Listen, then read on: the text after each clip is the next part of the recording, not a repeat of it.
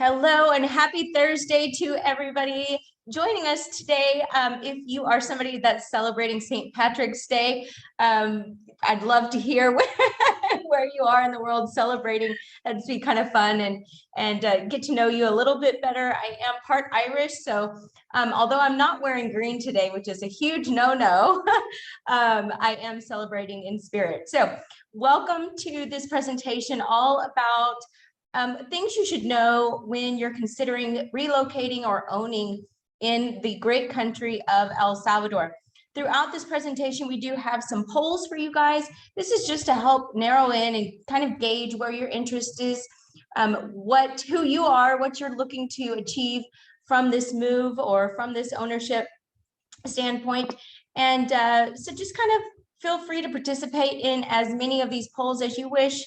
Again, it's anonymous, so you're welcome to just let us know where you are in your thought process. So are you already familiar with the country of El Salvador? So have you had a chance to visit? Is it just something that's kind of on your bucket list that you haven't gotten to yet? Or maybe somewhere in between, maybe you know a lot about El Salvador, but you actually haven't stepped foot yet in the country. And here we go. We have a couple more people that are joining and answering here. So it looks like we're about 50-50 split. So yes, some of you have had the chance to visit and some of you are saying not yet, not yet, but that you're just recently considering El Salvador. So very cool. Those of you that said not really, if you want to find that Q&A section, let me know what other countries maybe you were considering or what other places may have been on your mind. So again, throughout the presentation, we'll have some polls like this for you to engage with us and let us know what's on your mind. But also feel free to find that Q&A section at any point during the presentation to ask questions or just jot down some notes that you want us maybe to circle back to at the end, and we'll be happy to address those then. So again, welcome to this presentation. My name is Ali Rodriguez. I am a U.S. expat from the state of Texas that moved and relocated to Central America about 5 years ago now at this point. I am living and working in Panama right now, Panama the country, in Panama City, but previously lived for about 4 years in the country of Belize. So there's a lot that we have to unpack, and I don't want to spend too much time on our introductions here, but also with us today, we have Patrick Heber, who's a Canadian expat. And Patrick, I'll let you speak a little bit about your experience. Thanks, Ellie. Yeah, we've done so many of these webinars on the different countries now that I think if anybody really wants to know who we are, they can go back to the old one. But no, it's good to be here. Excited to talk about El Salvador. It's a beautiful country. Andrea, my wife, and I have, lived in a number of these countries, or residents of a number of these countries. But Salvador is actually one of my favorites, and we'll talk a lot about why that is. Perfect. And like you mentioned, you do have your wife here, Andrea. Andrea, tell us a little bit about you. Hello, everyone. Well, El Salvador is also one of my favorite countries. We have lived, as Patrick said, in Nicaragua and Belize. Right now we're located in Panama, but we have been lucky enough to be able to visit all these countries, including El Salvador, and I really fell in love with this country when we got there. We went to San Salvador, then we went to an area that's called El Zonte there, which is a beach type of town. So I am pretty excited to be able to talk to you about this country and the good things that it has and know a little bit more about it. Perfect. So here is some more members of our team. Obviously, there's some familiar faces on the screen there, but Patrick, you want to tell us about some of these other folks? Absolutely, yeah. My son Spencer is the second picture there, also one of the co-founders of Eco Villages and one of our main brains in the design side behind all the beautiful communities that we have around the region. Andrea, she just introduced herself there. Juan is our finance director, takes care of all the QuickBooks and all that sort of behind the scenes, the development and business development and finance. And I'm always jealous of Herman's picture here. I think I need a rock star picture It's like very Herman. artistic. Yeah, I guess it's fitting, right? That the architects have the most artistic picture. But Herman leads our team of architects, which are actually based in Managua in Nicaragua. And Ellie, Juan, myself, Andrea, and others are based here in Panama. And yeah, Ellie's on the last picture there, and you already know who she is. So. Yeah, absolutely. And just to kind of fill out the circle here, and why you're hearing a little bit about eco villages is that we do just some design work and work in the real estate development sector here in the region. And we're not selling you anything on this presentation. We just want you to know who we are and why we can kind of call ourselves, or not kind of, but why we can call ourselves experts in the matters of relocation to this part of the world. So anything you want to touch on here, Patrick, on our philosophy as a company? Well, no, just like you said, I mean, we're a design company. We're designing, minimalist, eco-sensible, self-sustaining, and freedom-oriented communities around this region, by region Latin America, a lot of these, beautiful countries down here. And that's how we've become, experts in this area. We're not experts in Africa or Asia or whatever, but we are experts in relocating to Central America. And because we've gone through all this before, in my case, almost 2 decades ago, that moved down to Central America, and I would always tell people I wish I had a group of friends or acquaintances that I could ask exactly how to do it, because at that time there wasn't very much of that happening. So when we started this webinar series on the different countries, it was really about kind of explaining to people what each country's pros and cons are, and to learn a little bit about them. And then we're always available, through email or text or whatever, to answer any questions people have. And it's really just because it's kind of building the community. Well, we all just want, to have happy neighbors that are coming down here. Yeah, absolutely. And you guys get to benefit from all the mistakes that we made, because I will say there were tons of mistakes made when we first relocated down here. So anyways, moving along here, why are you here? We're hoping that you're here to explore some of the relocation questions that you might have. I hope that during this presentation, some of those questions get answered for you. But of course, you are welcome to ask them in the Q&A if we don't address those directly. Hear the truth. So a lot of times you can go on the internet and you'll find somebody who is very biased and really loves a country specifically, but we're going to tell you the good and the bad. We'll be honest with you about how we feel about each of these different kinds of topics that relate to El Salvador. And then taking one step closer, you will be probably by the end of this presentation, you'll say, you know what, I think I do want to explore my options a little further in El Salvador. Or maybe you say, maybe El Salvador is not the right place for me, and I should consider looking at other countries in the region. So before we get too deep into the meat of the presentation here, I do want to mention that we also have a dedicated email address set up for our webinars, questions@ecovillages.life. So at any point, if you have to jump off, we will be recording this presentation. You can send questions directly to that email address, and it will be sent to the 3 of us here on the line, so we can respond to you quickly that way. But we will also be sending out the full recording to you tomorrow. So tell us where El Salvador is, Andrea. Tell us where in the world. Well, El Salvador is located in Central America. As you can see there, it is the smallest country in Central America and the most densely populated. It's the only country from the 7 countries in Central America that doesn't have a Caribbean coast.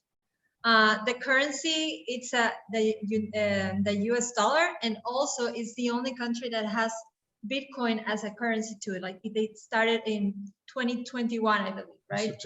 Last September 2021. The population is 6.4 million. The Pacific coast is it has about 300 kilometers of coastline, and it is divided by an axis of volcanoes. That's why it is called the land of volcanoes. It has a volcanic soil, which is really great for crops.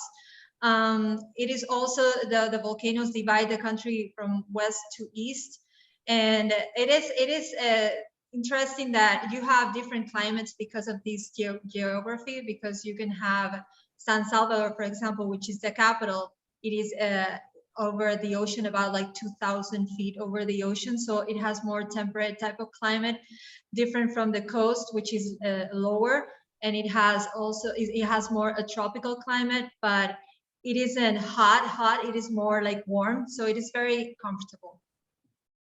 The language, it is important to know. Well, the language, as most of these Central American countries, is Spanish, but you will find that many people also speak English. That's something that you will find all through the region. And as you can see, it's a small country, but it has many places that you can visit that are very different from the other. Like you can visit the volcanoes, you can visit the lakes, the river, the ocean, the beach. There's a lot of surfers that love to go to El Salvador because of the amazing beaches that it has. Yeah, absolutely. That's a great explanation of a general explanation of El Salvador. And so more specifically, why El Salvador? So when we talk to people and they're mentioning the different countries that they're interested in researching more about, there are some topics on each one that come up more frequently than others. So you can see on the left-hand side of your screen, there's some additional bonus reasons why, but the top three are there on the right side of your screen. Attractive property prices, and we'll get into that a little more detail later on in the presentation, but being able to own a home or a piece of property in a place that is just absolutely beautiful. Like Andrea mentioned, it's a surfer haven. People love to go there to watch the stellar sunsets. There is a lower cost of living in place there. You can definitely live like a king on probably fractions of what you are used to or hearing about. And there is no property tax. So all along the line there is just real estate right now in El Salvador is prime. No property taxes, attractive pricing, and then just an overall low cost of living. And with that, you have things like quality of life.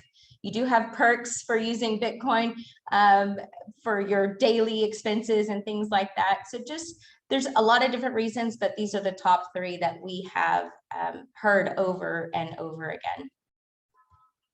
So here is poll number 2. So if you're, what is your end goal? If you decide, today or months down the road that El Salvador is right for you, what is your end goal? Are you looking to live there full time? Are you looking to live maybe parts of the year, maybe 6 months of the year? You want to be a kind of a snowbird and go back and forth?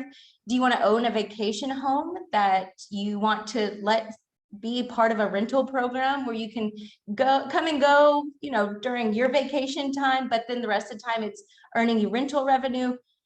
Do you want to just go to do the tourist thing? Or if there's other things or other kind of scenarios that you personally feel or want to experience, put those in the Q&A and let us know what those are.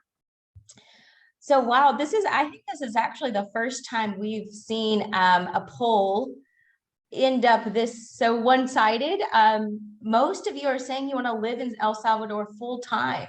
So very cool. Most of you want to live there, go and just get away from wherever you are currently. So that's very cool. Good for you.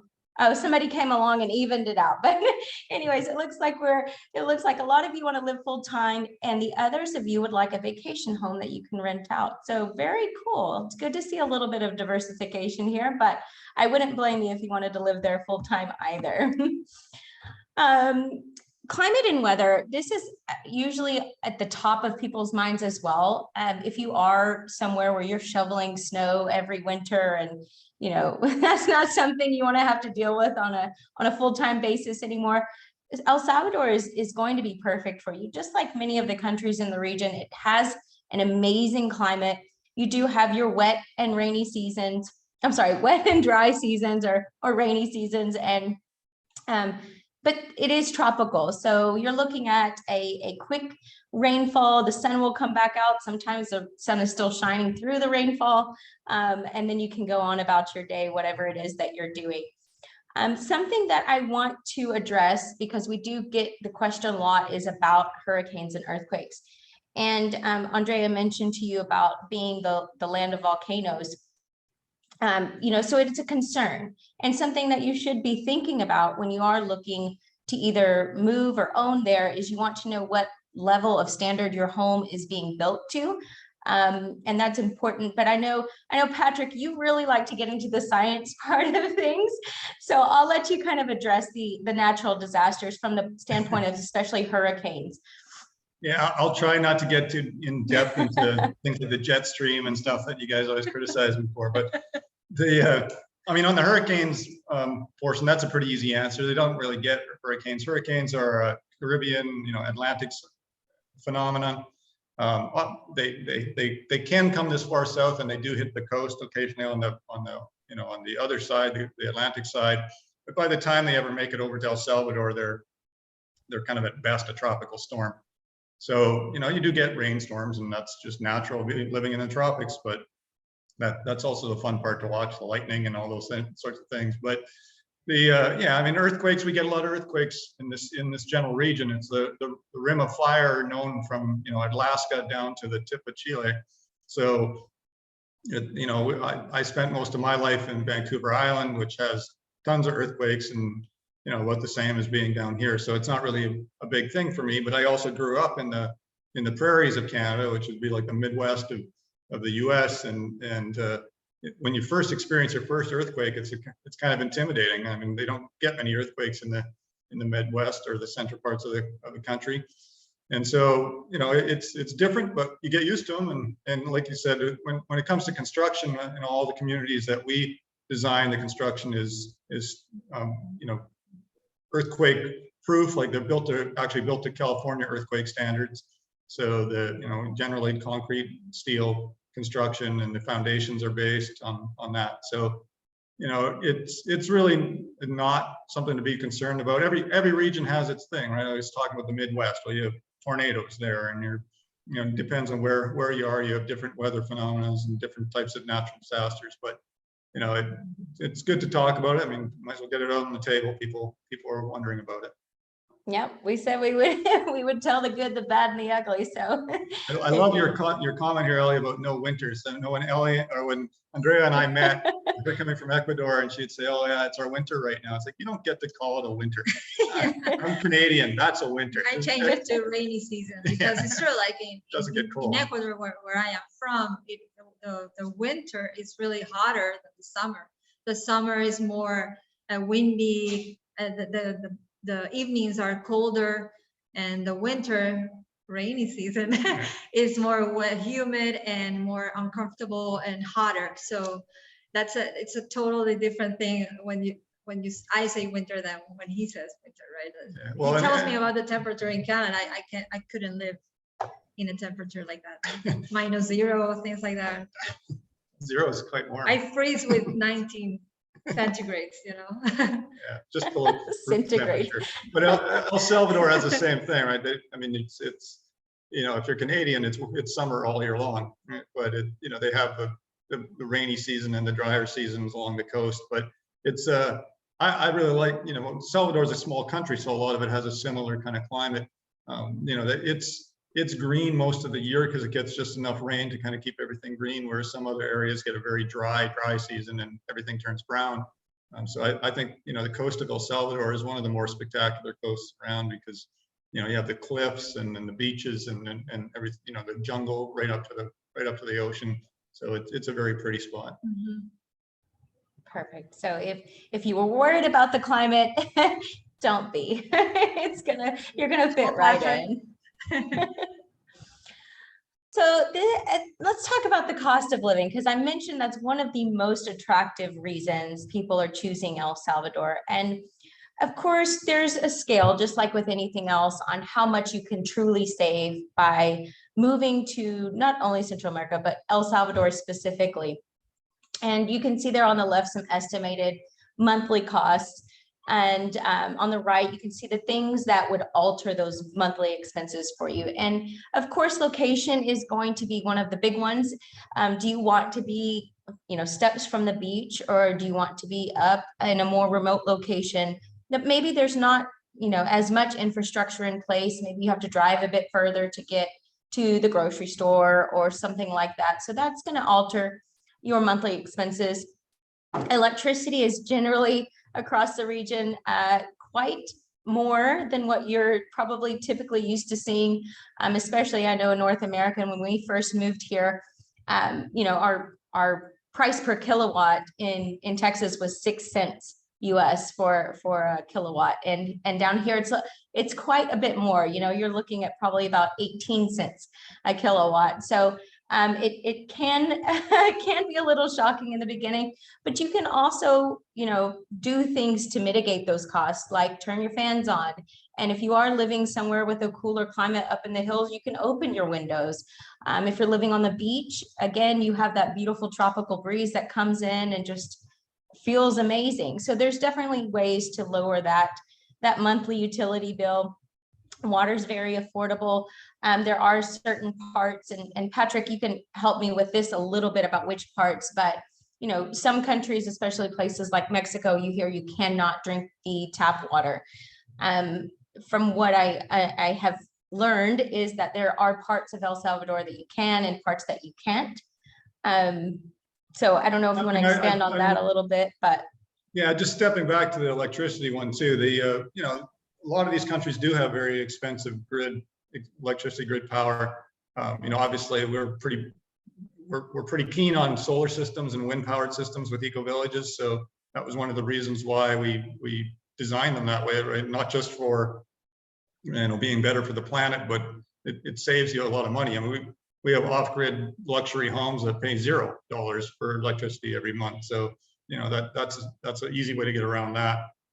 And the water in El Salvador is generally pretty good because, you know, you've got a fair amount of rainwater, and you've got streams, and, you know, it's a sloped, hilly thing, so you don't have lots of standing water and that sort of thing. So, and, you know, all these countries have really high quality well water too. Like, you know, people often want to add a little bit of alkaline to their water. You know, that's kind of a vogue thing these days. But a lot of these water sources and aquifers actually have, you know, a reasonable amount of alkaline in them. So, you know, we've had people test the water in these regions and just go, wow, you should just bottle this straight out of the ground. It's amazing. So. Yeah, and it usually, I know for me, I'm somebody that can taste differences in water. I don't care what anybody says, but I can. So it's something that's, you know, high on my priority list, is knowing, you know, what kinds of water are available to me, drinking versus cooking versus, you know, gray water systems like you mentioned. I know you mentioned the hybrid solar systems and things like that, but the gray water systems to water your plants and things like that. Right. So transportation, this is something that's probably shocking, or maybe not, but car insurance is not required in El Salvador. So typically a lot of the people that are on the roads don't have car insurance. It is something that you can opt into, and I highly recommend that if you are going to own your own car, you go ahead and get that just to protect your investment. But again, this is about cost of living. So if you are looking at owning a car, figure that into your monthly expenses. And again, how close you are to things, and how much it's going to cost to get you there. If you're going to do a bunch of adventurous type things, you may want to figure that in as well. And then of course, lastly, import versus local goods. That can drastically change your monthly grocery bill. It's kind of one of those things where if you can shop at the local fruterias and corner roadside stands, typically not only are you going to get a better cost, but they're going to taste infinitely better as well. So just depends. Maybe you need to do a hybrid of that as well. Maybe you get some things from your supermarket and some things from your local places, but you know, lots of good options at least for you to be able to choose from. And I think at a high level, Ellie, the three least expensive or the lowest cost of living countries in that we focus on here in Central America are El Salvador, Honduras, and Nicaragua. And you know that you can live I mean, your numbers on the previous, we always debate this, right? Your numbers on the previous slide is very conservative in my mind in terms of, you know, $2,000 a month is like, to me, living like a king down here. Just family of four. So they're four big eaters. They like to go to the movies every night, right? But I mean, if you're you can control your costs basically. If you want to, you know, whether it's, you know, even growing your own food or whatever, but even without that, I mean, those roadside stands, like you mentioned, you know, the fruits and vegetables and meats included are so inexpensive that, you know, groceries become a very small part of your expenditures in a month. And then everything else really becomes, well, you know, rent if you're renting or whatever, but if you're owning your own home, then it's just kind of entertainment after that. So.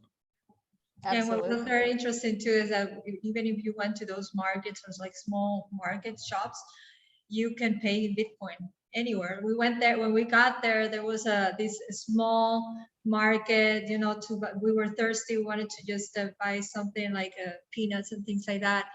And it was so cool to see that they had the QR code and you can pay in Bitcoin. Like she had her own cell phone and she would say, yeah, do the QR code and you can pay. Even if it's like $2 or something, you can do everything in Bitcoin over there. Yeah, We don't see that anywhere else. Buying a can of Coke in the pupusa on the side of the road with Bitcoin. Yeah, anywhere. Cool. It's very cool. Yeah, nobody else can say that, you know, no other country in the region can say that yet. Although I feel like it may be coming soon, but yeah, absolutely. So did you know, so I have gotten to taste now coffees from around the region. And I don't know about you guys, Patrick and Andrea, but it's still delicious coffee, right? Like you can definitely, again, like water, you can taste the difference in coffees. So something about El Salvador is that 90% of the country's earnings come in because of their coffee exports, which is actually quite a high percentage. But that just tells you, like you mentioned, the soil is really great for agriculture. And so that's why the coffee is turning out to be such a great source of revenue for the country. And coffee likes to grow on the side of volcanoes. It needs a certain soil type, but also a certain climate, which is a little cooler than that. And, you know, kind of in those kind of almost rainforest, misty side of the, you know, volcanoes type of climate. And so you'll see that, you know, in places like El Salvador, because El Salvador has a great deal of land that kind of fits that mold.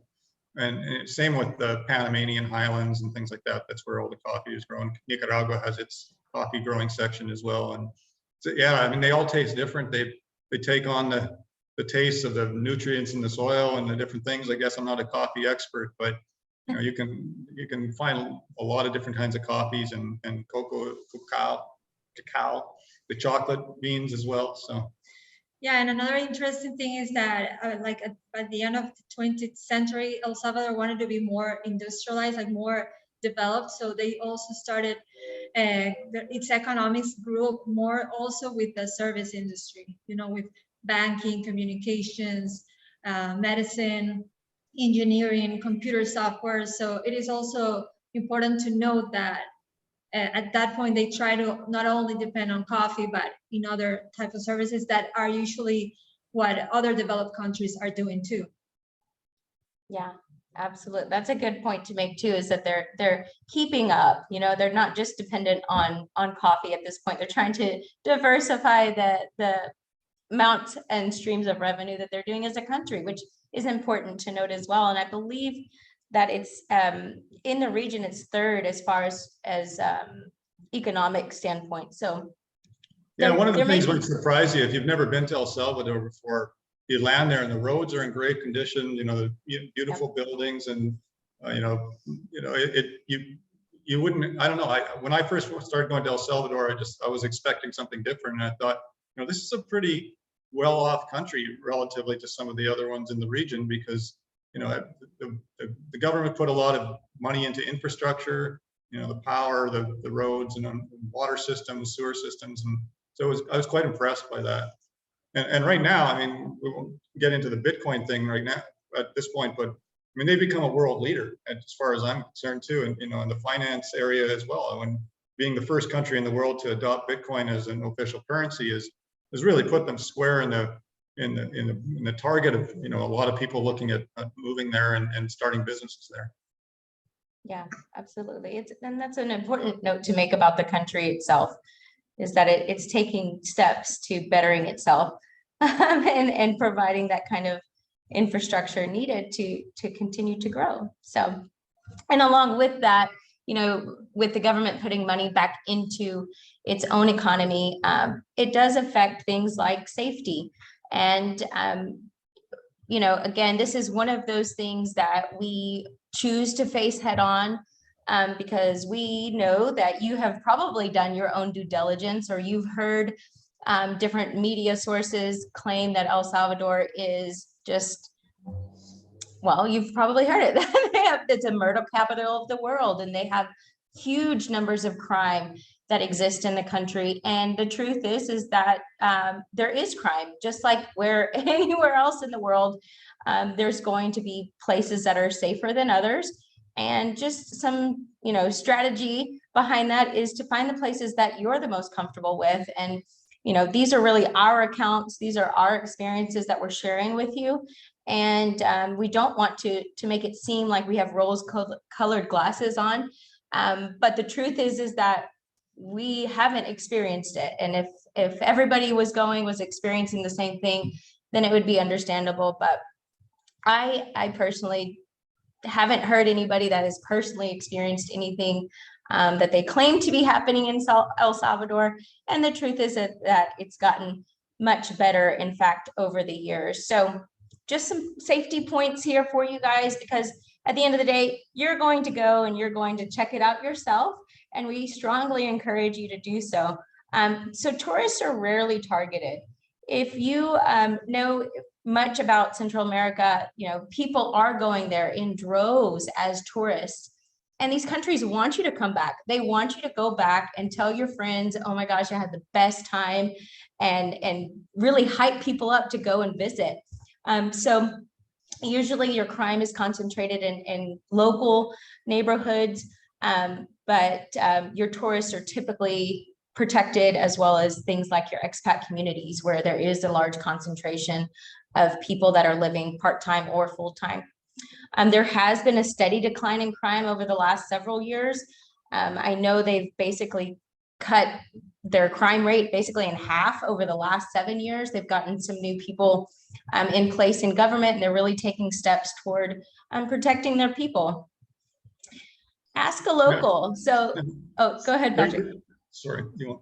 Yeah, what you were saying, the declining crime since 2019 has declined in 60% for violent crimes.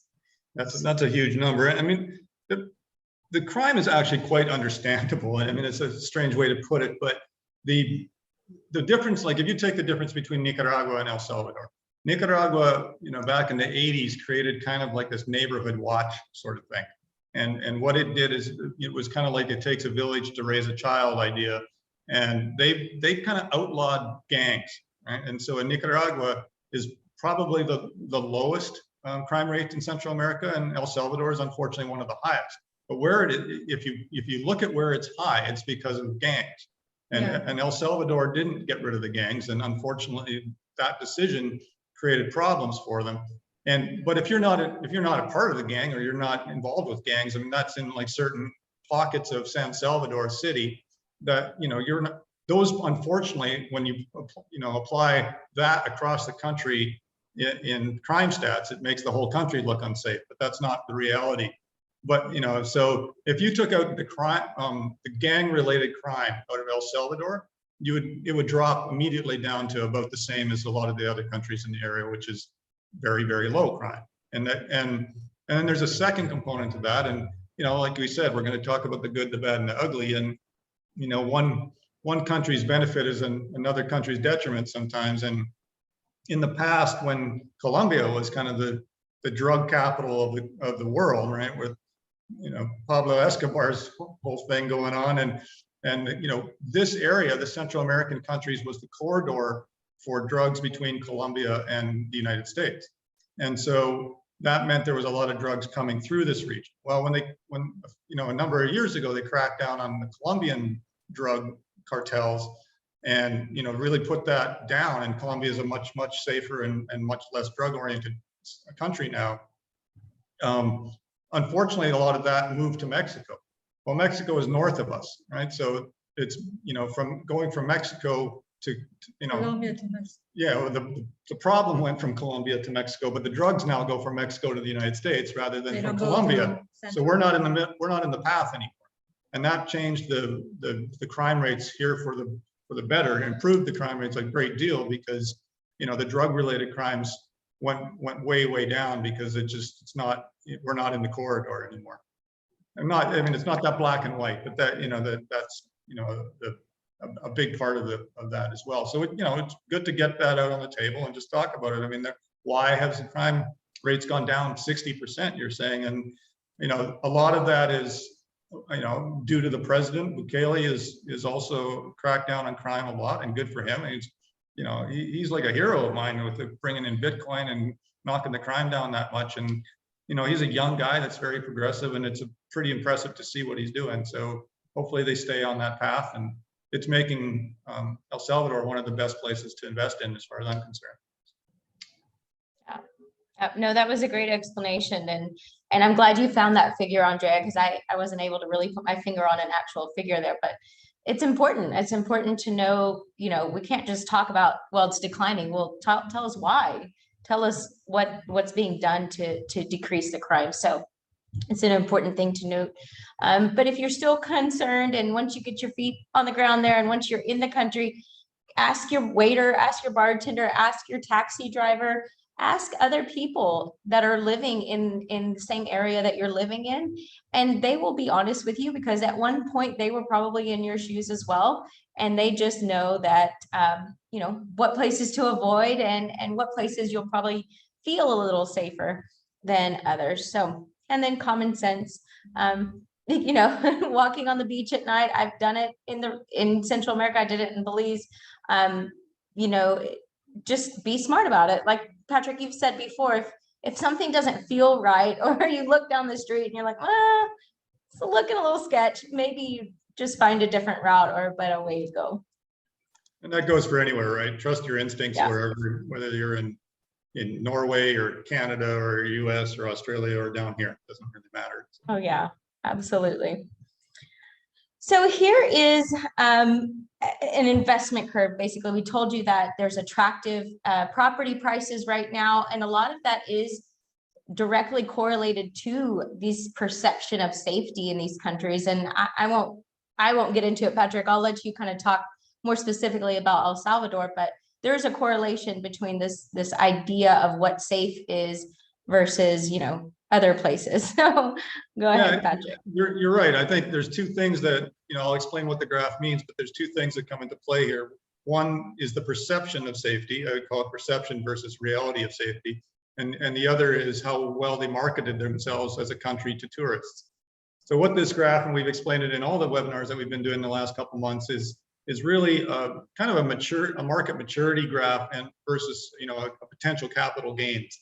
And really what that means is the countries on the top right, the Costa Ricas, the Panamas, the Mexicos, have been marketing themselves for a long time to tourism. A lot of people come down, a lot of people buy, raises the price, but it also raises the number of renters for their accommodations. So on the top right of the graph, you have basically the most expensive places you can buy in Central America, the most mature markets from a tourist standpoint, and really, you know, that drives the cost and of the acquisition of property, and also generally the rental rates are higher as well. So this is really, I mean, a lot of this is looking at it from an investor's standpoint, but it's also when you're buying your home to live in, you know, you'd much rather be making a capital gain than staying flat or a capital loss. So to me, and we've talked about this before, when we say, well, what's your favorite countries in the region, and get asked that a lot. I love all the countries down here. They all are unique in their own way. But from an investment standpoint, I don't think there's any doubt that it's Honduras, El Salvador, Nicaragua, because they're the ones that stand to gain the most capital gain. They're getting the most, you know, renters, the most tourists right now. So they're kind of in the sweet spot where it's still inexpensive to buy property. But at the same time, the occupancy of rentals is going way up. You know, especially a country like El Salvador, you know, Spencer and I were there a few weeks ago, and we're kind of renting the last hotel room we could find in the area because, so many people, especially Bitcoin enthusiasts, are coming there and just loving the fact that they can, go out for lunch and get a hotel room, go to, wherever, shop for groceries, whatever it is, they can use Bitcoin anywhere. So it's really made, especially it's even the area is called Bitcoin Beach around El Zonte. That's where it all started in that country. And, that's extremely popular, extremely beautiful beaches and just the general landscape. So to me, it's an awesome place to invest right now, whether you're planning on living there all the time, just part of the time, or just, diversifying a little bit and investing in some property in one of these countries. These three countries at the lower left end of the scale here are really the sweet spot as far as I'm concerned. They're all becoming very popular. And it's, sorry to kind of belabor this point, but they're becoming popular for different reasons. Nicaragua chose to be very freedom oriented on the COVID pandemic, and basically said we're not shutting anything down, we're not making any mandates, no vaccines, whatever. Come enjoy the country. That was very popular with a lot of people. Honduras is one of the more pretty Caribbean sides to the ocean, the white sands, and diving and all the beautiful things, along with a mountain range, which is very unique, and it's a beautiful spot to go. And then El Salvador has the beautiful cliffs and beaches and everything, the jungle mixed with the Bitcoin currency is just, they've all done something to make themselves, kind of right. If you would do this chart again in a few months, 6 months from now, I bet they're all, moving up the scale, right? Because they're all becoming popular. They're not going to be inexpensive forever, right? That's the sweet spot they're in right now. Yeah, now it's the time. Yeah. Absolutely. So here's just a quick cost comparison of what you can expect to see and the prices you can expect. So at the top of your screen, you have a 2-bed, 2-bath condo. And you can see the price tag there. It's almost $950,000 for just a little over 1,200 square foot. This building has been standing for about 50 years, and I'm sure it was built very well since it is built to North American construction standards. But below, you can see a surf villa community that is essentially just steps from the beach, and it's 3-bed, 1-bath, new construction, and more than double of what you would be getting in the other condo. So at gosh, almost a third of the price. So just the availability of homes and property and things like that, obviously it's there because it's not quite up that investment curve just yet. But again, like you said, Andrea, now is the time, because if you're looking at growing that appreciation in your home, in your investment, this is a great time to own it and visit it and just get to enjoy it. And if you're looking for a smaller home in El Salvador, $385 is a very expensive home, right, in the region. Yeah. So you'll see homes in the $100,000-$200,000 range that are very nice. Sure. I actually tried to find something that was the most comparable. When I'm going to look for these things, I'm looking for something that is kind of along the same lines. And yes, you can get varying price ranges and things like that, but again, just beautiful opportunities there for ownership. All right, I'm turning it over to our pediatrician from Ecuador to talk about the healthcare in El Salvador, in this beautiful country. Thanks, Ali. The healthcare in El Salvador, it is divided in 3. You have the public system, the private sector, and also the social security, the Seguridad Social. The public sector is very much like the public sector in Canada, that it's free, that anybody can access it, like the citizens and the people, the residents that live in El Salvador. So you can access it. The only problem is that it is not as well equipped as the private sector. So you would have the same problems that you would have sometimes that I've heard in Canada, that if you want to have an appointment with a doctor, it takes time. It could be a week or it could be months. So if you really want to have an appointment fast, a more personalized type of attention, the private sector is the best. The Social Security o Seguridad Social, which is the other part of the healthcare that it is divided into, it's for people that are working in private, formal businesses. So they could be in the public or private businesses, and they have to pay a monthly fee. So not everybody also can access into this. So if you're an informal worker, you cannot access to it. You have to be formal, so you can pay the monthly fee and go to these hospitals. In the public sector, you will find hospitals that are specialized. You have hospitals that are from every department, because El Salvador is divided into 14 departments, or like you could say provinces or states that you say in the United States. And in each department, you will find a departmental hospital. Those hospitals are equipped, they have everything they need, and they are located in the most populated areas, the cities in those departments. And there are also the regional hospitals that are in the west and in the east. There are only 2, and the specialized hospitals. This is all the public sector that are for the children, you know, pediatrician, maternal, general. So they also have small clinics for each town. So if you live, for example, in a town and you're a resident in El Salvador, you can access to all of this because you're a resident. And that's part of the public sector, and it is going to be free for you. But you're not always going to have all the services, the type of quality of attention that you will have in a private hospital. You would find the best private hospitals are going to be in San Salvador, that is the capital, but you can find private offices and private clinics in other parts of the country. So you can have your own doctor, you know, and have a direct communication to him. But it's important that you know that you can access to both of this. If you can afford it, I recommend you afford the private sector. And also, not everybody likes to have secure health insurance. I do. Patrick doesn't, but we have it because of me. Because she made me.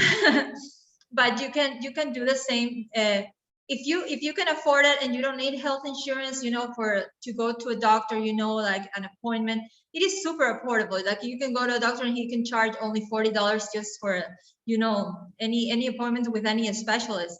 It's very affordable if you compare it to other more developed countries. But in case you fear to have any disease that might need more specialized type of care, or you're afraid of any accidents that can happen that you would need to be hospitalized, or that you can go to the ICU or something, like you fear about that and you want to prevent, it will be better to have a health insurance. It can be local, or it can also be international. And in the international, you would be covered in the country, but also in other countries, in case you need to travel to your home country or any other countries that are better for that type, a special type of disease or accident. Perfect. No, that's great information. I was just looking down that Tylenol is hanging out down there by itself. There's nothing next to Tylenol at the bottom. Yeah, I was like, what is that Tylenol? Yeah, you can. I must have needed Tylenol. You're allowed to have Tylenol. Yeah, Tylenol is the commercial name for paracetamol or acetaminophen. Yeah. So right, No, and you can find it there. I think the bottom line is you get a choice of healthcare, and it's all very inexpensive relative to what most expats coming from North America, Europe, Australia, whatever, are used to. So, you know, we all have our stories, and I have my kidney stone stories and things like that in these countries, but it's just so inexpensive that, you know, and when it comes to insurance, if you're not going to be traveling a lot, you can get local insurance for very little, so that that is only good for local hospitals in El Salvador. But if you get the international insurance, it's going to cost a little bit more. But even so, like it's a fraction of what, if you're a US citizen, what you're paying there. Yeah, and it's important to know that also, if you look for healthcare about El Salvador, it's going to say it's very poor, but that's talking mostly about the public healthcare. When COVID hit in 2020, the president started updating the equipment and the infrastructure because they saw that they lacked a lot and they needed to update that. He also even built a new hospital in San Salvador called El Salvador Hospital for the COVID patients. But it was really good investment that it had like 1,000 beds, 600 hospital beds in the ICU. So he tried to have the service that people needed at the time because everything was so saturated. So it's still not perfect. It still lacks a lot, but at least they're trying to make it better for the population. Yeah, just like, they're just moving in the right direction. They're taking steps toward bettering the country for not just their locals, but for soon to be residents and tourists as well. Yeah. So here we go. It's poll time. Whoops, went ahead there. So what experiences are you most excited to try once you get to El Salvador? What's on your list of things to do? Is it to learn to surf, or maybe you're already a surfer and you just want to brush up on your skills? Do you want to check out the spectacular sunsets off one of the many beaches? Do you want to use your Bitcoin to buy coffee and pupusas? I know you guys mentioned that earlier in the presentation. Do you want to discover more about the Salvadoran culture and cuisine? Cuisine, as you know, if you've joined us for any of our other presentations, is very high on my list. Are you wanting to go and catch some birds? Not catch them, but watch some birds. There's an incredible amount What kind of hobbies you're into, Ellie? I had a vulture on my balcony the other day, so I don't know. I guess I am catching some birds in other ways, or do you want to go enjoy the nightlife in Plaza Futura, or all of them? And I believe that this one was multiple choice, so you don't have just one option. But it looks like there's a lot of people that want to explore a little bit more about the culture, which is awesome. I think that's a really important thing to do. Just to know the country that you're going into and to really immerse yourself in who the people are and why they are the way they are, and learn all of their little nuances. So that's very cool. Next on the list was use your Bitcoin to buy coffee and pupusas. It's very cool. And then we had learn to surf. So not too many surfers on the line here today, but maybe once you guys get down there, you'll decide to take up a new hobby. All right, moving on here. So welcome to El Salvador. We've kind of hit the highest concern points that we've heard people talk about, and we're going to kind of get into a little bit of fun here about El Salvador. And so entering the country, there is an international airport. I'm not going to attempt to read that, but the airport code is SAL, so it is in San Salvador that you enter the country. There are major airlines that carry you into the country: Aeromexico, Air Canada, American Airlines, Avianca, Copa, Delta, Spirit, and some other ones. But these are pretty much the biggest, most well-known. You do have to have a valid passport for 6 months from your entry date, plus a blank page. And then your visa requirement is how you enter the country as a tourist. It costs $12 and you get that at the airport, and it does allow you to be in the country for 90 days or less. However, if you do know that you want to spend some more time, more than 90 days, you can actually apply for a multi-entry visa, which you would do before entering the country on your tourist visa. So, and there's some other ways to extend your visit, but if you know you're already going to be there longer than the 90 days, should go ahead and just go through that process and make sure you're able to stay and enjoy. So exploring the country, this is always something fun to talk about because, for example, there's not Ubers, there's no ride shares in Belize currently, but there are in many of the other countries in the region, including El Salvador. Buses are always a very economical way to travel around the country. If you have a little bit of time on your hand and you don't mind spending the hours in the bus to get from point A to point B, that's a great way to do it as well.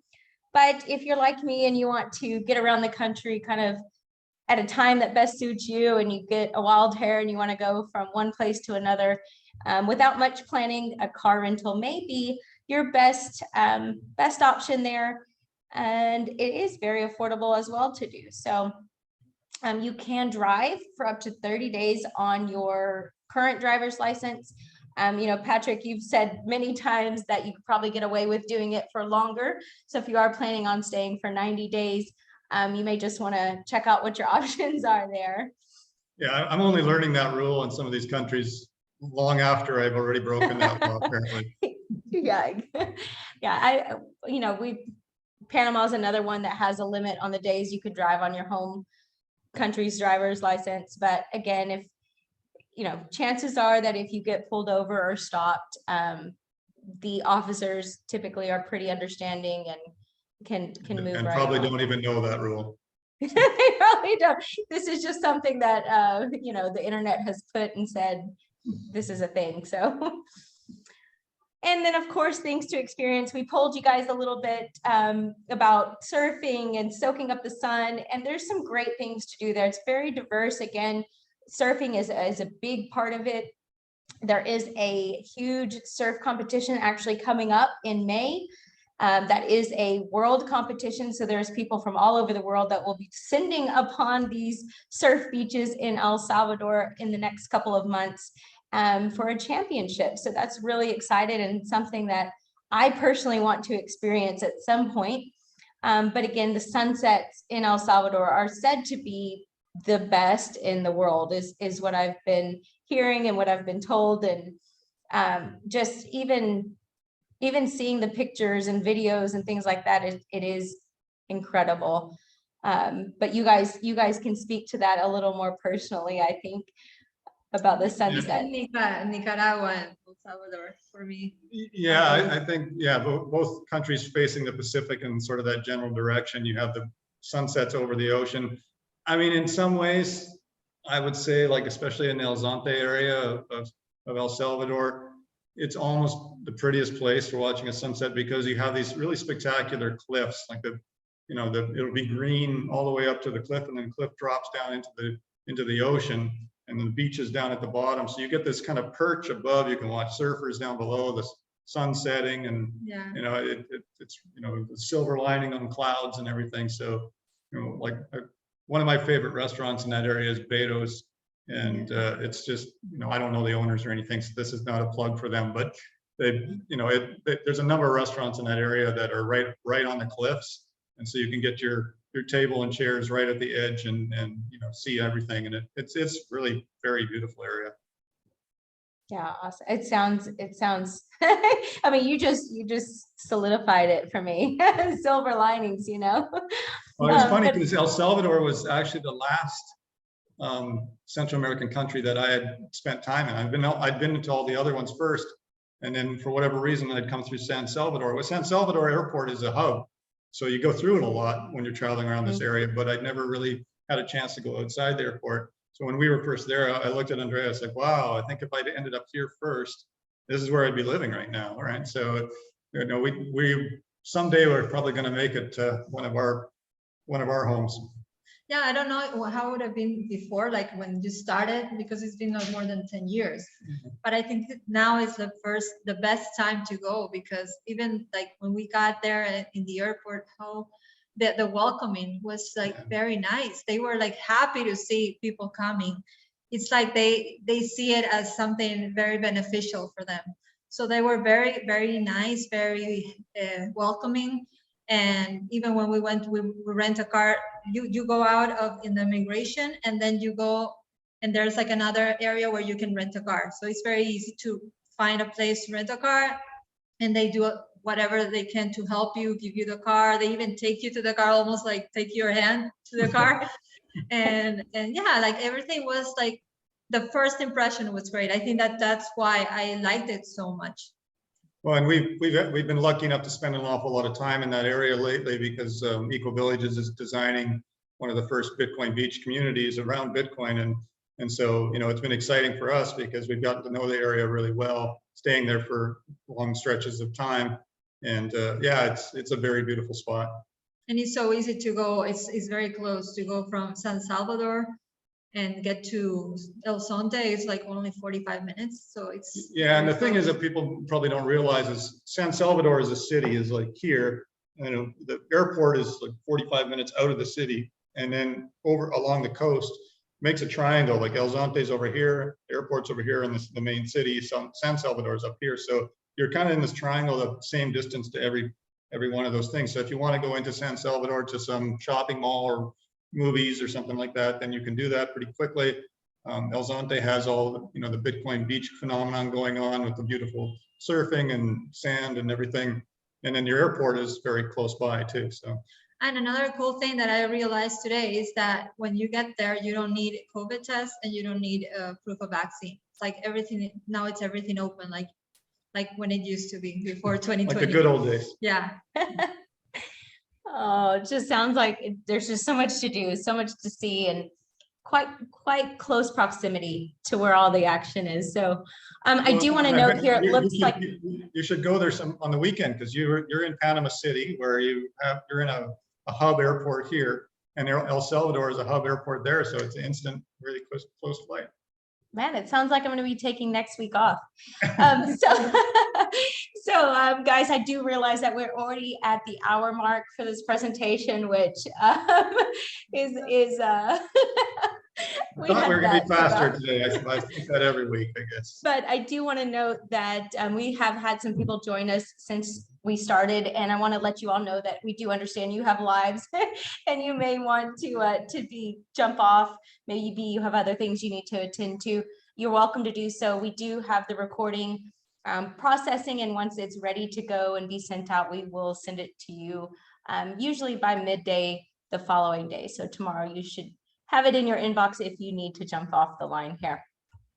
But moving right along. So did you know, we've talked about this, I feel like already there is world-class surfing. Surf City 2022 is the ISA World Junior Surfing Championship that I was mentioning.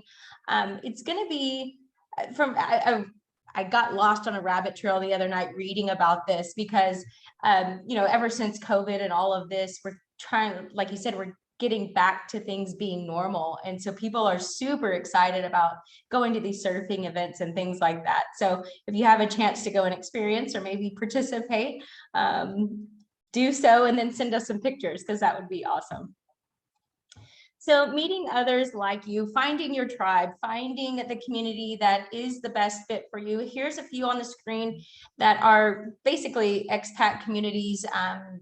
But I will say also that there are usually locals that are sprinkled throughout the communities who are extremely friendly, and they will pretty much stop at nothing to make sure that your time in the country is nothing but enjoyable. So even if you find a place outside of one of these already established communities, get out there, talk to the locals, and really find your fit. A good way to do that is social media. So there are Facebook groups that you can join that are specific to expats, but there are other pages you can follow about El Salvador specifically if you want to know about certain regions or different departments, like Andrea mentioned.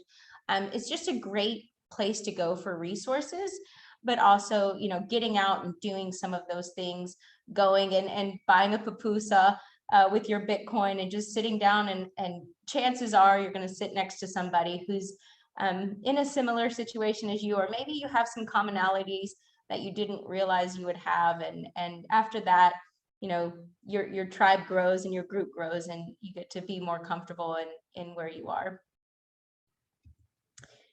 And then, of course, we can't just focus on the moms and dads or the adults. We've got to talk about the kids too. So if you are thinking of making the move with other family members like your kids, and they are still at the school age, maybe you aren't ready to homeschool them, but you want to make sure they're going to get a quality of education, similar to what you would expect in North America. You can see here on the screen, there are international schools that are in several different cities within El Salvador. One of them is in La Libertad, San Salvador, Santa Ana. And again, these are the more primarily expat populated communities. So again, you'll have other parents to speak to about their experiences, and they'll have kids that are the ages of your children as well. So lots of ways to get integrated and get comfortable in your community. If you want to know a little bit more about international schools versus homeschooling and what would be best for your scenario, just let us know and we'll be happy to speak to you more specifically on your situation. So on that note, are you going to be bringing anybody else with you? When we talk to people, it's fun to see how far along in the conversation we get before they say, oh yeah, I'm bringing my 3 kids and my 2 dogs and this is going to be great. So let us know, are you planning on bringing anybody along this journey with you? Maybe it's a partner or a spouse, kids, parents, friends, a business partner. Maybe you're looking at going into an investment with a business partner or somebody along those lines. And are you bringing pets? You know, each country has a little bit different kind of process to bring your pets in and what those requirements are. Happy to speak to you about that. They can vary a little bit from the size of the animal too. So just let us know and we'll be happy to get those questions answered for you. It looks like most of you are bringing a partner or a spouse along with you. Very cool.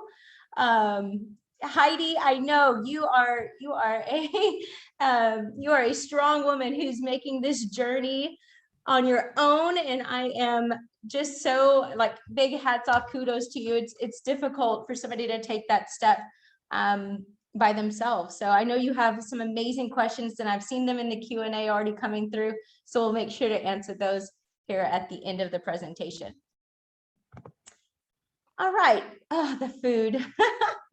Oh, this is going to be in the pop quiz at the end, so I hope you guys are paying attention. Papu, so Oh yeah, I think you have to end the poll. Oh, is it still up? It is for us.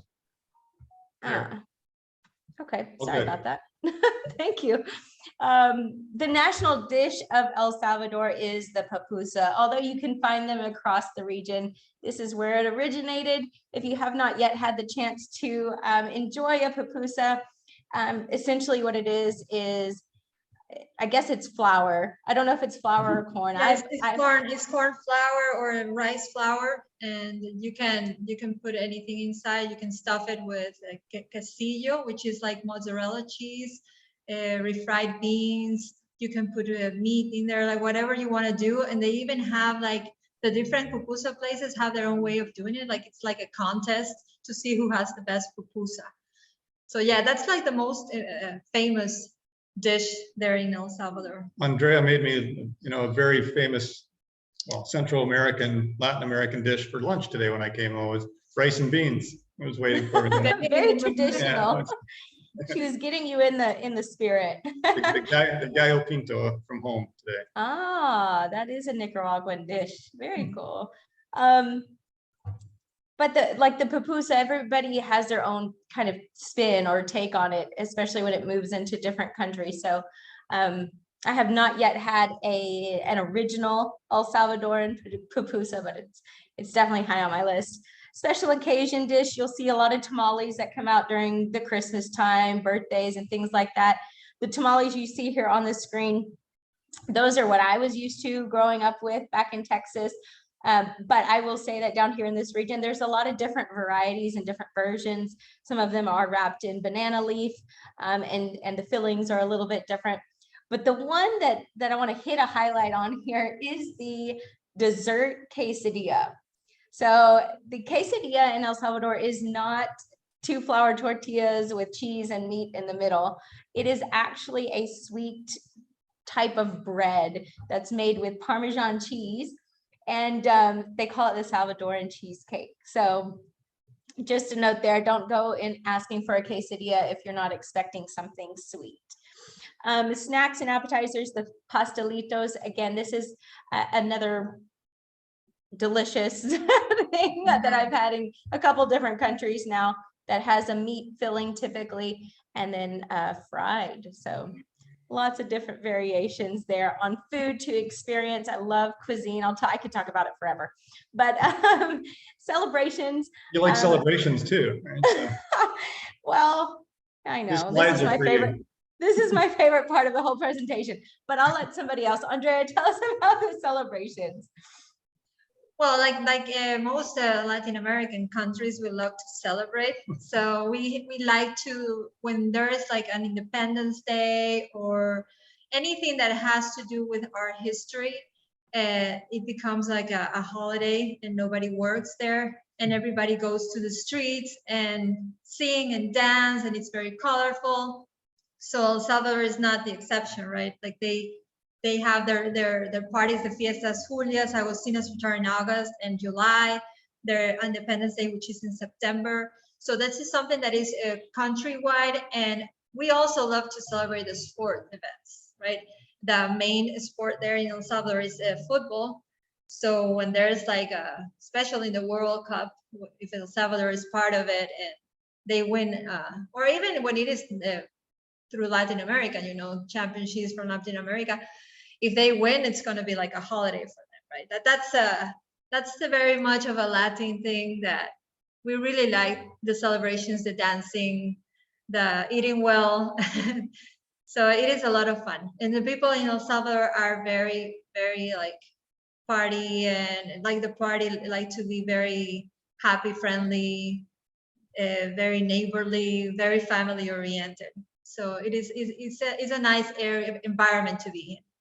I'm looking forward to next week, because actually Salvador is playing Panama here in Panama that we're planning on going to. So it's always we get passionate. Yeah, it's very passionate. A little different from your stoic Canadian in the crowd to the Latin American.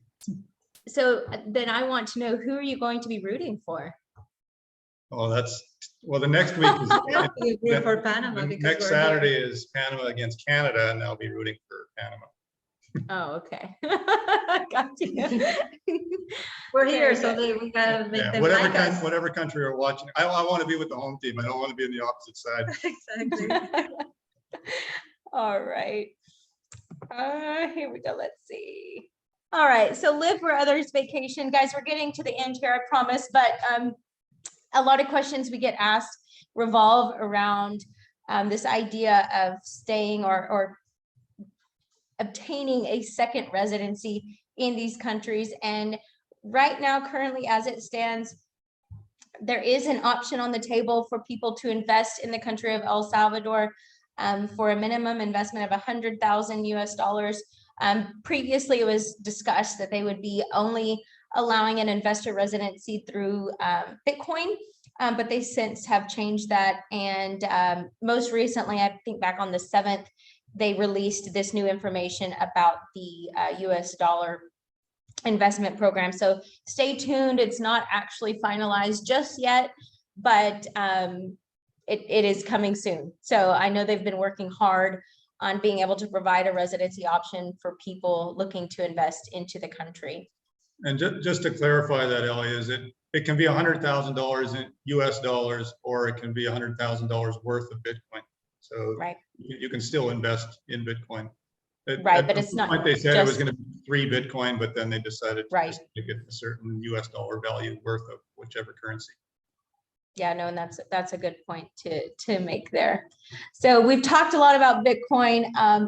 It wasn't necessarily the focus of this presentation, but it definitely makes life a little bit easier if you're somebody who did choose to invest in Bitcoin and hold that cryptocurrency. So Patrick, I know you know a lot about specifically like the Chivo wallet and the everyday purchases, and Andrea, you too, with the Bitcoin ATMs and things like that. So talk to us a little bit about that as an alternative to the traditional banking options. Yeah, I mean, we could spend an awful lot of time on here. I know we're already over budget on time here, but it's just an amazing thing when you get a decentralized currency. And to me, it's an amazing choice for the country to make, because unlike the US, which, or other countries that have a central bank that just keep printing money willy-nilly, as far as I'm concerned, and creating inflation and all those problems, for a country like El Salvador to choose Bitcoin as a currency that they have zero control over, it's pretty impressive. I know it, and it's amazing because you have car trouble or something, you can pay the mechanic with Bitcoin. You can go to McDonald's and buy a Big Mac with Bitcoin, and it's everything. There is absolutely nothing you cannot do with Bitcoin in the country. And to me, that it's just it's a kind of economy changing in a lot of ways. And I think there's going to be a lot of, following suit from a lot of the other countries. Certainly in this region, I know a number of the other countries are already talking about when they're going to be also introducing Bitcoin and potentially other cryptocurrencies as well as official currency of the country. But we can talk a lot about banking, and we actually did a 4 steps to peace of mind webinar a couple days ago, I guess it was, and I'd recommend people watch that. We talk a lot more about banking and things in there. But at Eco Villages, we, and the communities that we design and remarket, we accept Bitcoin or cryptocurrency in most of them as well. So I'm a big crypto fan and NFT fan, and so there's a lot of people like me moving to that region because of it. And would you say that, I know we don't want to get too bogged down in this, but would you say that an advantage of using a cryptocurrency or Bitcoin or, something like that just decreases the time that these transactions take? I mean, how quick are the transactions in El Salvador for your everyday purchases? Are they as fast as using a debit card? Are they? Oh, they're actually faster. They use Bitcoin on the Lightning network, and unlike if you're a crypto person and you buy something with crypto and you're waiting there sometimes hours to find out if the transaction's actually gone through and accepted, that's not it. Like it's instant. It's literally faster than using a debit card and a wave, right? It's just instant. And so that goes for everything. Doesn't matter the size of the purchase. It's instant. So I think it's got a lot of potential to change a lot of lives. And the other thing too is, you might think, well, Bitcoin's volatile, the cryptocurrencies are so up and down and everything, but not like a lot of these countries' own currencies were. I mean, you've got Argentina, for instance, their currency's been going crazy over the last couple of years. And had they adopted Bitcoin even 2 or 3 years ago, they'd actually have a lot more stable situation than they have now. So, in a strange way, that adopting these currencies that are decentralized is really stabilizing the countries too. And because for local people too, and again, I don't want to get into this, but a lot of El Salvadorians will move to the U.S. because of opportunities in work, and they get a job there, and they used to send their what they call remittances, their money back to the family to support their own family, and they do it through Western Union, and companies like that will charge you 30% maybe of what you send. You send $100 and they take 30 of it. That's a huge chunk. Whereas in this, it's a fraction of a penny to send it, and it's instant, and your family has it. And the family living in a little village in the middle of the jungle in El Salvador can spend Bitcoin just as if they had a dollar in their pocket. So, it's changed that immensely. It's made the local people a lot better off, because that 30% that Western Union, not to pick on Western Union, but that, sorry, but the 30% I'm going to get a call later. The 30% that they take is now 30% in the family's pocket, right? So, it's been a really good thing for the country's people too. Yeah, absolutely. And you hear it every time, our little disclaimer that we are not tax professionals, but we do know some of the advantages and benefits of the tax structure in these countries. And one of them that we want to highlight here today with you guys is the property tax. I mentioned it at the beginning, but there is no property tax in El Salvador. So that's a huge benefit to people that are looking at owning real estate. And either way, whether you're putting it into a rental program or not, you don't pay property taxes to the country of El Salvador. So is there anything else? Sorry, not to belabor the tax point either, but that is huge. There's 2 things, well, there's 3 things I like about the no property tax. If you're an investor, one of your largest costs of ownership on buying property is your annual property tax.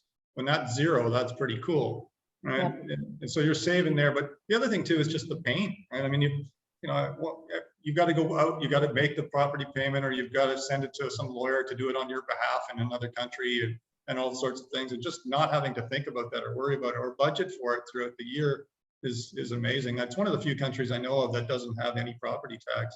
And so from an investor standpoint, that's a huge checkbox to hit as well. So. Absolutely. All right, so our last little did you know point here, we mentioned a little bit, but something that really surprised me is that with over 800 species of animals in El Salvador, almost half are butterflies. It was just one of those things that I came across and I was like, wow, I didn't realize that. But if you think about it, that's a lot of different kinds of butterflies. So I'm sure they're absolutely beautiful. But we talked a little bit more about bird watching, not catching, bird watching, and you can see why. There's over 330 resident bird species and then over 170 that migrate through. So very cool. If you're a bird watcher, that may be or a butterfly watcher, I guess, you may want to spend some time checking out those migratory patterns. All right, this is the part where we get to see how much you are going to take away from this presentation. So El Salvador, it's up there on the screen. You should be able to see it. El Salvador is known for being the only Central American country that accepts US dollars, does not have a Caribbean coastline, doesn't eat beans and rice, or has multiple lakes and volcanoes. Which one does El Salvador not have? Thinking a little bit on that one. To question number 2 is, what was that percentage of coffee export that contributes to the El Salvador economy? Which one of those percentages? Was it 50%, 100%, 90%, or 75%? This is a good one. We've talked about it a lot. Why are people choosing to relocate or own in El Salvador? Is it the attractive property prices, the low cost of living, no property tax, or Bitcoin as legal tender? And that one's multiple choice, hint, hint, so you can pick as many of those as you'd like. And then, of course, here, what is the quesadilla in El Salvador? Is it tortillas with cheese and meat? Of course, duh. Or stewed meat and vegetables in a fried pastry dough? Is it corn masa filled with chicken or pork and steamed? Or is it a moist, sweet cheese pound cake? So which one of those is the quesadilla in El Salvador? They didn't listen to you about that one. Oh, there it is. I'm heartbroken that you guys weren't as passionate about the quesadilla as I was. So you guys all got the answer correct. It does not have a Caribbean coastline. That's how to differentiate it from the other countries in Central America. The coffee exports, we were kind of a little split on this one. So coffee exports contribute 90% to the country's revenue. You guys, you are all winners on question number 3, because those are all reasons why people are choosing to relocate or own in El Salvador. And the quesadilla, again, I'm heartbroken, but that's okay. It is a moist, sweet cheese pound cake. So very good. You've all been fantastic students today. We are here at the end of the presentation. So how we like to wrap these up is to kind of give each country a score. How do they rank based on our personal experiences, our personal knowledge base? And so you can see here that El Salvador does rank or scored about a 92, which is an A- on your report card. And you can see there how that was broken down. And, Patrick, I know you talk a lot about the subjectivity of this, so I'll let you kind of wrap up what that is and narrow it down for us so that it's better understandable to how we got to these figures. Yeah, exactly. I mean, this is a very subjective poll that we do internally, I guess, at Eco Villages, and say, what do you think about the different areas in each of us, and kind of average that out. But it depends on what weighting you have on each thing. If the climate is not important to you, well, that maybe brings it down a bit. I mean, it's got a beautiful climate, but maybe that's not what you care about. Healthcare is higher than, everything is specific, and that's why we kind of show it on here too. And and a lot of the surveys and things that we're doing and are going to be doing, we help people kind of figure that out too, right? It's like asking questions in surveys where where we encourage you to take the surveys because it'll help you figure out, okay, I guess that is important to me. I didn't really realize it, but based on how I answered these things, it is more like whether it's schools or hospitals or, close by or whatever the different things is. I have to be at the beach or I have to, not, or, whatever it is. So these are subjective scores. And I think we try to be as fair as possible. I mean, to me, the safety is a non-issue, but we try to be fair and say it's 86, a lower score. But like you said, it is subjective, and every individual would have their own rating. Yep, absolutely. So we'd be curious about how you would rank it. Once you've had a chance to visit, report back to us and let us know what your feelings were. So this is the last question of the day here. If you are considering other places, other countries in the region, let us know what those countries are. Again, and we have done webinars on almost all of these countries now. We still have Costa Rica and Mexico to go. But again, Mexico is not really in Central America. It's more of a Latin American country, but we are going to do a presentation about that because we have had experiences there and we want to pass those along to you guys as well. So where else in Central America are you looking or is on your radar? Maybe you're just opening your mind to exploring different places and doing some due diligence. Let us know where those countries are. A lot of you are looking at Nicaragua, Costa Rica, and potentially other places in the world. So fantastic. I love to know where those other regions are. If you'll drop them in the Q&A, I see some people putting in their input there, and we'll address those here in just a second. But do join us in the coming weeks. Patrick mentioned the 4 Steps webinar that did take place this past Tuesday. We do have that full recording for you. So if you are interested in that, please let us know. You can either drop that note there in the Q&A, or you can send us an email. Email is probably better just because it'll be there when we get off this presentation. But questions@ecovillages.life, and we'll make sure to send that recording to you. Next Thursday will be Mexico, and the following week after that will be Costa Rica. So let's see. There we go. So this is the part where we get to address all of your questions and any other concerns that you might have. You'll note there the QR code down in the bottom right-hand side of your screen. You can scan that and it will take you directly to our website where you can check out that webinar gallery that we've mentioned with all the recordings and things like that to get you on your way. But in the meantime, we do have a few questions here or comments. So let me just look at those. Monica, thanks for joining us, Monica. She asked, can you drive safely as a single woman to Nicaragua? And Monica, are you thinking from El Salvador to Nicaragua? Is that kind of what you were thinking about? I guess I don't know. What do you think, Patrick? Well, yeah, I'm not sure exactly if it's to Nicaragua from Salvador or just within Nicaragua or Salvador. Either way, when you're not a single woman, you're my wife, but you drive around in the countries on your own. And, my daughters drove around on their own and I never had any fear.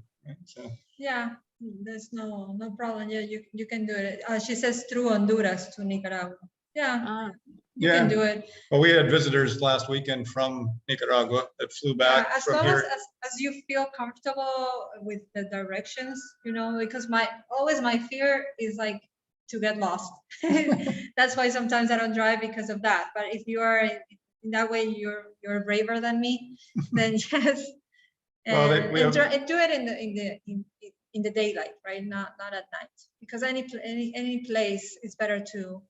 If you're going to go through the border, it's better to do it. Yeah, and especially if you're not familiar with your surroundings. Exactly. Well, and the countries down here use Waze, W-A-Z-E, as an app a lot, which is, a mapping app. You just put in where you're going and it tells you where to turn and tells you what the traffic's going to be like. Yeah. And so, but I would recommend to go on a bus better. I would do that. Go on a bus or like hire a driver that somebody local.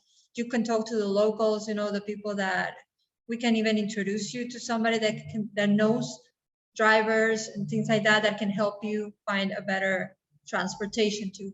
So you can go. You from learn one a lot country more to the that other. way too, because they tell you about what you're looking at rather than driving, without knowing what you're looking at. Yeah, it's better for me. Like safety is very important. So not because of the country per se, but for if you're alone, I would say it's better that you go with some company, or like I would take a bus. It's better for me. Perfect. Great answer. Heidi was asking, do I need the tourist card if I'm staying one night in transit? Yes, if you step outside of the airport, you have to, you're considered an in-country tourist. It doesn't matter if you're staying 1 hour or 3 months. So once you go through immigration, you're getting that tourist. It's a $12 fee. Not to go into the details. There's a CA4 thing, tourist visa, which Nicaragua, Honduras, Guatemala, and El Salvador share. So if you're just traveling around those 4 countries, then you don't need to pay that $12 fee. But Right, yes. you can enter one country on a tourist visa and explore the other 3. Right. So Monica, this was back when we were talking about who you were bringing with you, and Monica says she's going it alone as well. So I'm not sure if Monica and Heidi know each other, but that may be a good good way to connect and talk about your experiences and your plans. And then Heidi, you mentioned that you are also looking at Indonesia, Malaysia, and Thailand. So those are a lot of great places as well. But I actually looked at that area as well when I was looking at relocating years ago. But for me, I really, it depends on where your friends and family are. For me, it was in Canada. So down here, in Central America, we're on the same time zone. We just have a better, climate. And so if it's 2 in the afternoon and I want to call somebody, it's not 2 in the morning for them. So that's it. One of the differences of being in places like Malaysia.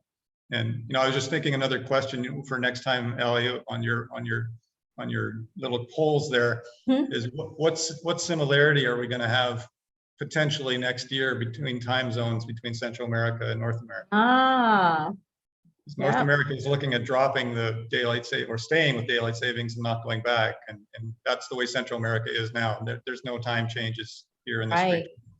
Oh, it would make my life a little bit easier, but Heidi and Monica, I see that you guys would like to connect. So, Andrea, I know you've been in communications with both these ladies, so maybe you can find a way to bring them together and they can talk about, what's on their minds. But yeah, you can send me a message, Heidi and Monica, if you guys want me to introduce you.